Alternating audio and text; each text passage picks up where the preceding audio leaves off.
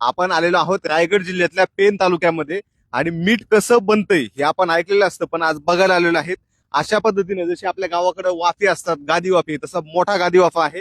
ह्याच्यात पाणी सोडलं जातं, समुद्राचं पाणी, तिकडून पाईपलाईन आहे, त्या पाईपलाईननं सोडलं जातं आणि ही थोडक्यात मिठाची शेती आहे.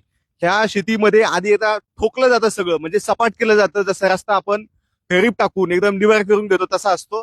आणि त्यानंतर त्याच्यामध्ये पाणी सोडलं जातं. पुढच्या 7 दिवसामध्ये साधारणपणे असं कच्चं मीठ तयार होतं, जे आम्ही लहानपणी खायचो, पण आता ह्याची बंदी आहे माणसांना खाण्यासाठी.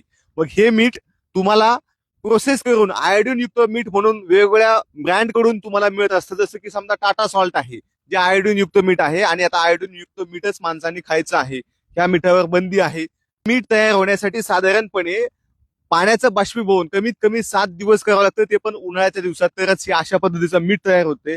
आणि ह्या जवळपास 1.5 एकराचं जे फार्म आहे यांचं, ह्याच्यामधून जवळपास 50 गोणी मीठ तयार होते. त्यानंतर पुन्हा ही सगळी माती काढावी लागती, माती पुन्हा एकदा कडक करावी लागते खालची, आणि त्यानंतर पुन्हा पाणी सोडून पुन्हा ही नव्यानं शेती चालू होते. अशा पद्धतीनं ही मिठाची प्रोसेस असते.